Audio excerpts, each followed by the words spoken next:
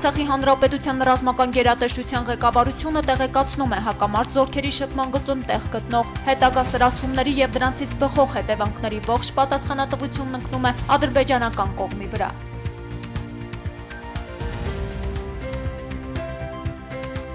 Արցախն առաջարկում է տնտեսական պատժամիջոցներ կիրառել Ադրբեջանի նկատմամբ։ Առաջնագծում տիրող լարվածության ֆոնին շարունակում է լռել Հայաստանի արտաքին գերատեսչությունը։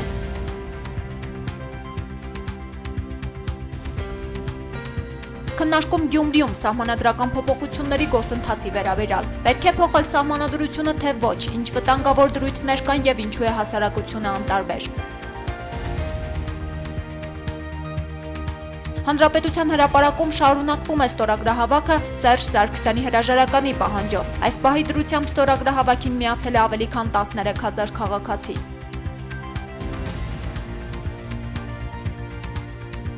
Այսինքն դատախազության քայլը երևում է, որ այստեղ կամ ամբիցիաների խնդիր է, կամ ուժերի փորձելու խնդիր է։ Փաստաբան Նիկոլայ Բաղդասարյանի նկատմամբ քրեական հետապնդում է սկսվել անձնական կյանքի մասին ապօրինաբար տեղեկություններ հավաքելու եւ տարածելու մեղադրանքով։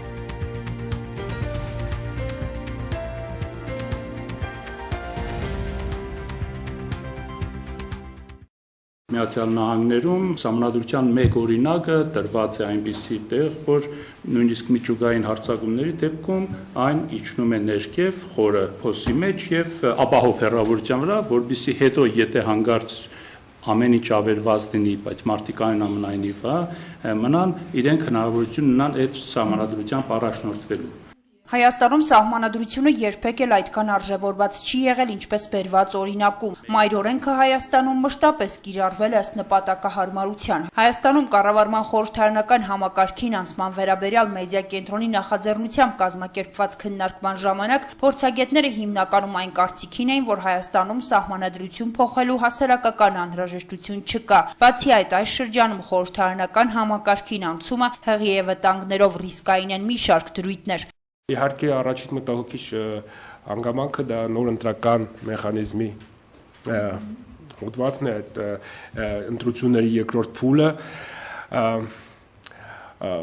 որը իմ կարծիքով դեռևս նոր խորհրդարանական համակարգի անցնող եւ նոր ժողովրդավարության համար իմ կարծիքով շատ վտանգավոր է, որովհետեւ ժողովրդավարական գործընթացները իրականում զարգանում են, երբ կան հակակշիռներ, իսկ երբ իշխանության մեծ մասը զբաղեցնում է մեկ քաղաքական ուժ, այդ դեպքում այս կայունությունը ավելի շուտ լճացում է, քան ժողովրդավարության կայունություն։ Այն մեծամասնություն կարելի է ստեղծել կոալիցիա ձևավորելով։ Ինչու հենց զուտ երկու կուսակցությունների միջև պետք է տեղի ունենա ընտրություն։ Բացատրեմ ինչու՞մն է բանը։ Օրինակի համար, ասենք թե ես կոմունիստական կուսակցության կողմնագից եմ։ Իմ նախընտրած կուսակցությունը զբաղեցնում է երրորդ տեղը։ Սակայն չի ձևավորվում կայուն մեծամասնություն եւ տեղի ունենում երկրորդ փուլ։ Անցնում են աջակողմյան գաղափարախոսություն ունեցող երկու կուսակցություն։ Օրինակի համար ԲՀԿ, ՀՀԿ։ Հիմա ես ինչ երկրորդ շանսն եմ ստանում, որ հիմա ես իմ գաղափարախոսությունը մի կողմ տնեմ, սոցիալիստական եւ ընտրեմ աջակողմյան ԲՀԿ-ի եւ ՀՀԿ-ի միջև։ Դուք չեք գտնում, որ դա աբսուրդ է։ Չեմ բացառում, որ սահմանադրություն փոխելով նախ եւ առաջ իշխանությունները վերարտադրության հարց են փորձում լուծել եւ այն հանգամանքը, որ չկա հասարակական քննարկում, քաղաքացու շահերն ու խնդիրները չեն հաշվի առնվում, գործընթացը դարձնում է ավելի կասկածելի։ Լուրջ հանրային քննարկումներ պիտի լինեն հասկանալու համար, թե մոտավորապես ինչ դրույթներ են լինելու մեր ապագա ընտրական օրենսգրքում։ Պետք է հաշվի առնել այն հանգամանքը, որ քաղաքացիները եւս հետաքրքրված չեն այս փոփոխություններով։ Գյումրին բացառություն չէ։ Երևի հոգնել են արդեն մարդիկ քաշքշուկներից։ Հիմա այս սահմանադրությունները շատ լավ կերման իրանք ղեկավարել, բայց ժողովրդին իրանք չեն հաշվի առնել։ Գազիկով նույնն է լինելու, այս երկրում ոչ մի բան չի փոխվի։ Եթե փոխվի, այն ժամանակ կփոխվի, երբ որ այստեղ մեր ժողովրդի մեջից ընտրյալը լինի։ Երևի հնարավորություն կուզեն, որ նորից շարունակեն մնալ էլի, հեշտ տեղնի մնալը։ Հիմքեր ունենան, որ մնան։ Այդ կառավարության հարկավոր է փոխել, Սերժին հատկապես։ Հիմիկվա սահմանադրությունը որ կա, այդ կանն էլ այդ սահմանադրության օրենքներով եւ կարգով չեն շարժվում, իսկ ինչ վերաբերվի փոխվելու համար, փոխվելն է Ինձ թվում է միևնույն է, կփոխվի թե չէ, մեկ է նրանք անում են այնպես, ինչպես ուզում են։ Ղեկավարները փոխվեն, ոչ թե սահմանադրությունը։ Չեմ հետաքրքրվում ու ես այդտեղ առանձնապես չեմ տեսնում էլ այդ շահակրկիր ինչ-որ մի բանը, որ շրջադարձ այնտեղից մինիմալ փոփոխություն լինի դրա մեջ։ Փոխվի նույն բանը, ոչ մի բան չփոխվի, դրա համար չեմ հետաքրքրվում։ Քանի տարի փոխում են, բայց արդյոք չկա։ Էլ ինչու հավատամ։ Բռնատիրական երգիր է աղջիկ ծամսու։ Բաղրամյան 26-ում տեղի ունեցած հանդիպումները Սեյրան Մարտիրոսյանը համալում է իմիտացիա, որը ոչինչ չի տալիս հասարակությանը եւ ոչինչ չի փոխում գործընթացում։ Այդպիսի քննարկումները պետք է նախորդեին մինչև տեքստը լինելը եւ ոչ թե հաջորդեն տեքստը լինելու։ Սովետական միության հոդ է գալիս։ Պատերազմական իրավիճակում երկրին հարկավոր է ուժեղ նախագահ, ուժեղ վարչապետ, ուժեղ օրենսդիր մարմին։ Նոր սահմանադրությունն այդ հնարավորությունը չի տալիս։ Արդյոք այս ռիսկերը իշխանությունները հաշվի չեն առնում, արդյոք հնարավոր վտանգներն իշխանական կուլիսներում չի քննարկվում։ Անդրադառնալով այս հարցին բանախոսները կարծիք հայտնեցին, որ իշխանությունները կտրված են ժողովրդից, շատ հաճախ նրանք ռեալ պատկերացում չունեն իրականում ինչ է կատարվում եւ իրենց գործողությունները ինչպիսի վտանգներով են հղի ժողովրդի եւ պետության համար։ Թող պես մեծախոսություն չէ, բայց չեն գիտակցում լիարժեքորեն։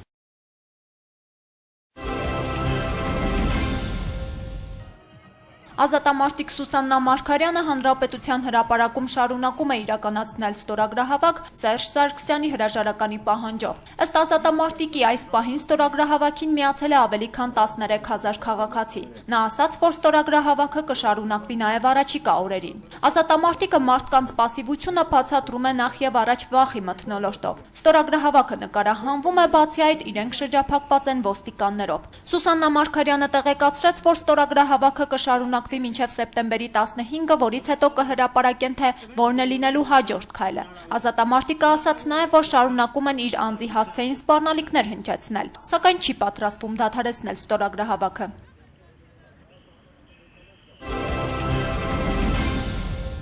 Փաստաբան Նիկոլայ Բաղդասարյանի նկատմամբ քրեական հետապնդում է սկսվել անձնական կյանքի մասին ապօրինաբար տեղեկություններ հավաքելու եւ տարածելու մեղադրանքով։ 2 տարի առաջ փաստաբանն իր վարած գործերից մեկի շրջանակներում հարցման միջոցով ձեռք է բերել իր պաշտպանյալի դեմ ցուցմունք տված անձնավորության հոգեկան հիվանդություն ունենալու վերաբերյալ փաստաթուղթ։ Նիկոլայ Բաղդասարյանը պնդում է ինքը գործել է օրենքի սահմանում եւ առաջադրված մեղադրանքը ապօրինի է։ Իրական օրենսգիքը իհոք սահմանում է նման նորմ, որ չի կարելի մարդու անձնական կյանքի եւ ընտանեկան գաղտնիք պահանջող տեղեկություն ապօրինի հավաքել։ Բայց խնդիրը այն է, որ օրենքը մի վերապահումել ունի, եթե դա նախատեսված չէ օրենսդրությամբ, այսինքն եթե փաստաբանը, քննիչը կամ հետաքննչական մարմին, օպերատիվ աշխատողը հավաքագրում են տեղեկատվություն, որոնք այդ թվում նաեւ պարունակում են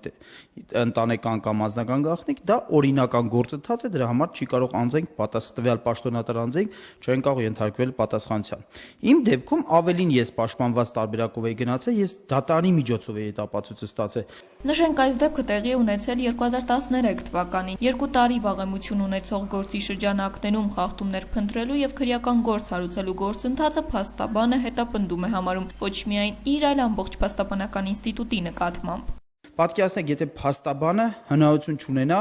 օրինական եղանակներով, այսինքն հարցում կատարելու միջոցով հայթայթել անհրաժեշտ տվյալներ, որպեսզի հերքի վկայից ոսմունք անգամ, եթե վկան տառապում է հոգեկան հիվանդությամբ, չի կարող նման, ինստիտուտ գոյատևի այդ պետության մեջ, չի կարող փաստաբանությունը գործի առանց թևերի։ Հիշեցնենք, մոտ 1 ամիս առաջ հատուկ հնչական ծառայությունը փաստաբան Տիգրան Հայրապետյանին մեղադրեց սադրիչ հարցեր տալու եւ չափից ավելի միջնորդություններ ներկայացնելու համար, ինչը դարձյալ փաստաբանները որակեցին որպես հետապնդում փաստաբանական գործունեության նկատմամբ։ Արդյոք այս գործերը իրավապահ մարմինների կողմից որտեղգրված նոր քաղաքականության հետևանք են հարցին Բաղդասարյանը պատասխանում է։ Այսինքն դատախազության քայլը երևում է, որ ստեղ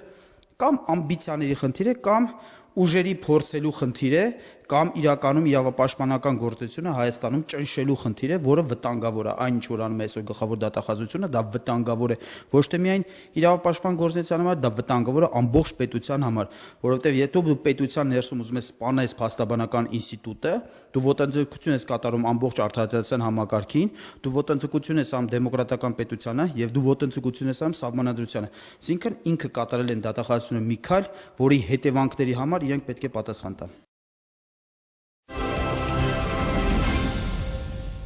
Արցախի պաշտպանության նախարարությունն, ինչպես հայտնի է, պաշտոնական հայտարարություն տարածեց առաջնային գծում ադրբեջանական զինուժի կողմից ձեռնարկվող սադրիչ գործողությունների վերաբերյալ։ Հայտարարությունում Արցախը զգուշացնում էր ոչ միայն Ադրբեջանին, այլև միջազգային հանրությանը, մասնավորապես ԵԱՀԿ Մինսկի խմբի անդամներին, որ հակամարտ զորքերի շփման գծում տեղ գտնող հետագա սրացումների եւ դրանցից բխող հետևանքների ողջ պատասխանատվությունն ընկնում է ադրբեջանական կողմի վրա։ Ըստ էության, նման բովանդակությամբ հայտարարությունն Արցախն առաջին անգամ տարածեց։ Մինչ այդ հայտարարություններն ու զգոնության կոչերը վերաբերում էին բացառապես Ադրբեջանին։ Թվում է Արցախի ռազմական գերատեսչությունն այսպիսով սթափության կոչ է անում նախ միջազգային կառույցներին։ Գալան սահմանային վերջին սրացումների Ադրբեջանի կողմից իրավիճակը լարելու եւ միջազգային հանրության ոչ ադեկվատ արձագանքի թեմաների մասին զրուցել է Արցախի նախագահի մամլոխոսնակ Դավիթ Բաբայանի հետ։ Ըստ Բաբայանի, ի վերջո պետք է որ միջազգային հանրությունն ավելի լուրջ վերաբերվի Ադրբեջանի խախտումներին եւ իր արձագանքը ներկայացնի։ Որովհետև Ադրբեջանի պահվածքն իրոք այնպիսին է, որ միջամտություն պետք է լինի միջազգային հանրության կողմից։ Բնական է, որ Արցախը եւ Հայաստանը շարունակելու են ագրեսորին զսպել, բայց եւ միջազգային հանրությունը պետք է համապատասխան քայլեր ձեռնարկի։ Կարելի է ենթադրել, որ Արցախը միջազգային հանրության, այդ թվում ԵԱՀԿ Մինսկի խմբի անդամ պետությունների վերաբերմունքն Ադրբեջանի նկատմամբ որակում է ոչ ադեկվատ, ինչով է բացատրվում փափուկ վերաբերմունքն ադրբեջանական սադրանքին։ Տվյալ դեպքում բացառապես Մինսկի խմբի համանախագահների աշխատանքից չէ կախված Ադրբեջանի պահվածքը, պետք է ընդհանուր մոտեցում լինի, նույնիսկ այն պետությունները, որոնք Մինսկի խմբի անդամ չեն, պետք է վերաբերմունք դրսևորեն։ Կարծում եմ ավելի հստակ հայտարարություններ կլինեն, բայց անհրաժեշտ է, որ միջազգային հանրությունը հայտարարություններից այն կողմ անցնի։ Պատժամիջոցներ պետք է կիրառել Ադրբեջանի նկատմամբ, խոսքը տնտեսական պատժամիջոցների մասին է։ Ադրբեջանի վերջին գործողությունները ավելի մասշտաբային եւ լուրջ են համեմատած ժամանակ առ ժամանակ սահմանին եւ շփման գծում նրանց ստեղծած մյուս էսկալացիաների հետ։ Քաղաքագետ Սերգեյ Մինասյանի նման հետևության տեղիք է տվել Ադրբեջանի եւ ինչու՞ չէ նաեւ Հայաստանի օգտագործած նորագույն եւ խոշոր դրամաչափի զինատեսակները։ Ադրբեջանի ռազմաքաղաքական ղեկավարությունը մի քանի խնդիրներ է լուծում, մի կողմից ցույց տալով, որ չի մերվել այն քաղաքական իրականության, որը որ պահպանվում է հրադադարի ռեժիմից հետո 94 թվականից սկսած, մյուս կողմից նաև փորձելով ազդել եւ հայկական կողմերի վրա եւ միջազգային հանրության վրա, ինչ որ միակողմանի, ասենք, զիջումներ փորձելով ստանալ բանակցային գործընթացում, եւ երրորդը դա ինչ որ կասի լրջություն տրամադրել իր ամենօրյա այդ ռազմատենչ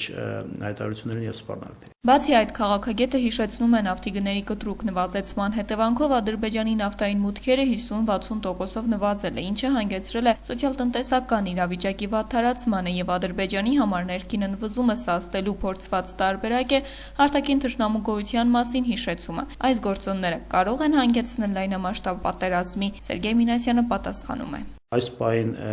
գոնե եւ գոյություն ունեցող պահպանվող ասենք ուժերի բալանսը ռազմատեխնիկական եւ միջազգային այն մթնոլորտը, որը կա եւ անդրադառնում հարավային Կովկասի վրա, չեմ կարծում, որ Ադրբեջանին հնարավորություն է տալիս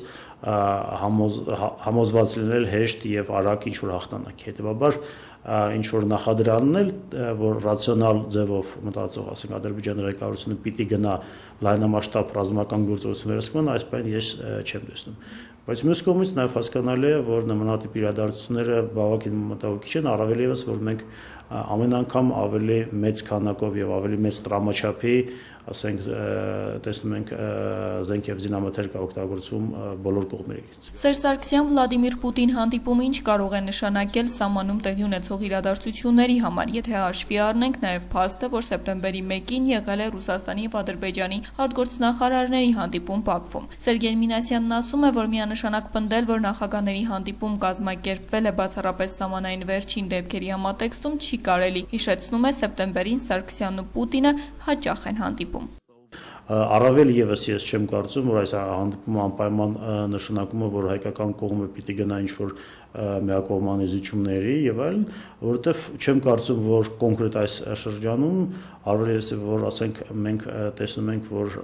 ռուս-թուրքական հարաբերություններում այս պայմանները թե ամենավատ շրջանն է վերջի 10-15 տարվա ընթացքում փաստացի օրինակ մենք տեսնում ենք, որ ռուսական զորքերը արդեն իսկ պատրաստվում են, ասենք, մուտք գործել Սիրիա, շատ հասկանալի պատճառներով, եւ չեմ կարծում, որ Ռուսաստանը շահագրգռված կլինի ինչ-որ նոր խնդիրներ ունենալ տարածաշրջանում։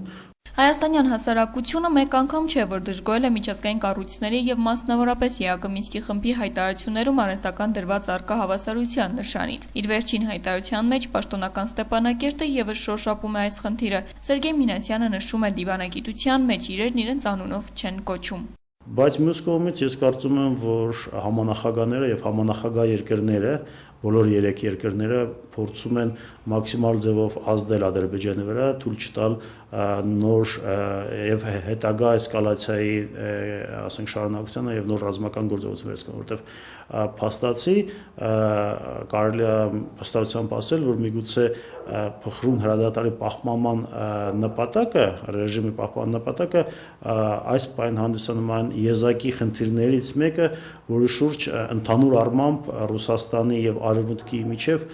որևէ տարաձայնություններ փաստացի գոյություն չունեն։ Վերջին օրերին, ինչպես հայտնի է, իրավիճակը լարված է Ղարաբաղի ադրբեջանական եւ հայ-ադրբեջանական սահմանին։ Հայկական կողմն ունեցավ զոհեր եւ վիրավորներ, սակայն իրավիճակն ըստ պատասխանատուների առաջնագծում վերահսկելի է եւ թշնամու նախահարցակ գործողությունները ժամանակին կանխվում են, հայկական կողմը նաեւ անցնում է հակահարվածի։ Այս իրավիճակում շարունակում է լռել Հայաստանի արտաքին գերատեսչությունը։ Չտարածվեց անգամ իրավիճակն ու թշնամու սանձարձակ գործողությունները դատապարտող հայտարարություն։ Արտգործնախարարությունը կոչով չդիմեց նաև միջազգային կառույցներին, պահանջով, որ համապատասխան գնահատական տրվի տեղի ունեցածին։ Հիմնադիր խորհրդարանի փոխնախագահ Վարուժան Ավետիսյանը գալայի հետ զրույցում նշեց. Փաստացի, եթե անգամ միջազգային համայնքի տեսակետից Արցախի տարածքի հետ կապված հանգամանքները վիճելի էին, ապա կոնկրետ Տավուշի մարզի ուղղությամբ Հայաստանի տարածքի վրա զինված հարձակումը կատակ չէ, եւ այդ հարցը պետք է միջազգային ատյաններում բարձրացվեր։ Արտգործնախարարությունը պետք է իր գործառույթները կատարեր, բայց մենք արտգործնախարարություն չունենք, ինչպես նաեւ մեր պայմանական եմ ասում, պետության շատ ինստիտուտներ ուղղակի չեն գործում։ Ըստ մեր զրուցակցի խնդիրը համակարգային է։ Հայաստանը հատկապես արտաքին քաղաքական հարցերում չունի ինքնուրույնություն, թելադրվում է դրսից, հետևաբար կարելի է եւ հասկանալ արտաքին գերատեսչության այս լռությունը։ Արտգործնախարարությունը ձևական է, իդեպ պետք է նկատի ունենանք, որ արտաքին քաղաքականության ղեկավարում իրականացնում է նախագահի պաշտոնը զբաղեցնող անձը, այսինքն արտաքին քաղաքականության ղեկավարը ոչ թե արտգործնախարարն է, այլ նախագահի պաշտոնը զբաղեցնող անձը, այնպես որ նախ պետք է ասել, որ մենք նախագահ չունենք, այդ գործն անող մարդ չունենք, այդ պատասխանատվությունն իր վրա վերցնող մարդ չունենք, այդ առումով դատարկ է այդ պաշտոնը, նա ամբողջ արտաքին քաղաքական շարժն օգտագործում է երկրի ներսում իր ազդեցությունը պահելու, իր կառավարումը երկարաձգելու նպատակով։ Ասաց Վարուժան Ավետիսյանը, ավելացնելով, թե պատասխանատու պաշտոններ զբաղեցնող անձանց այսօր ուղղակի չի հետաքրքրում կրակահերթերի տակ ապրող սահմանամերձ գյուղերի բնակիչների ապրելակերպն ու առաջնագծում հայկական կողմի տված կորուստները։ Վերջիններս առաջնորդվում են միայն սեփական կլանային շահերով, իսկ երկրում միակ կենսունակ համակարգն ըստ Վարուժան Ավետիսյանի շարունակում է մնալ բանակը։